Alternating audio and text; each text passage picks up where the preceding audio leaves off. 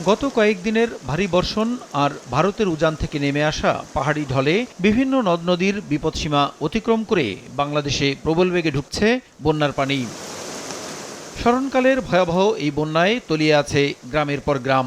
এরই মধ্যে বিভিন্ন নদীর পানি প্রবাহ অতীতের সব রেকর্ড অতিক্রম করেছে জানিয়ে ৪৮ থেকে ৭২ ঘন্টার মধ্যে বন্যা পরিস্থিতি স্বাভাবিক হওয়ার পূর্বাভাস দেওয়া হয়েছে।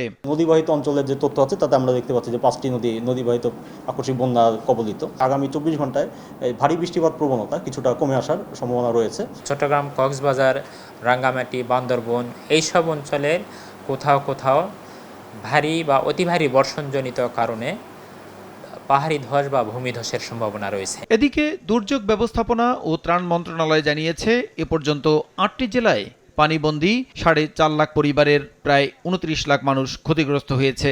আশ্রয় কেন্দ্রগুলোতে উঠেছেন ৭৬,০০০ মানুষ। বন্যায় ক্ষতিগ্রস্ত জেলাগুলোর জন্য ১,৮২,লাখ টাকা, ১৩,৬৫০ মেট্রিক টন চাল এবং ১১,০০০ বস্তা শুকনা খাবার বরাদ্দ দেওয়া হয়েছে।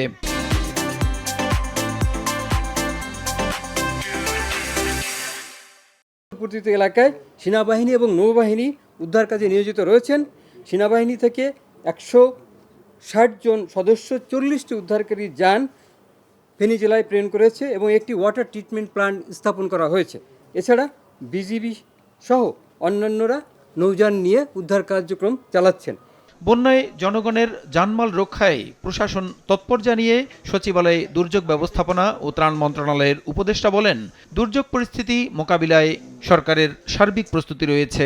সরকার চেষ্টা করছে যাতে মানুষের জীবন এবং জানমাল, গবাদি পশু ইত্যাদি রক্ষা করা যায়।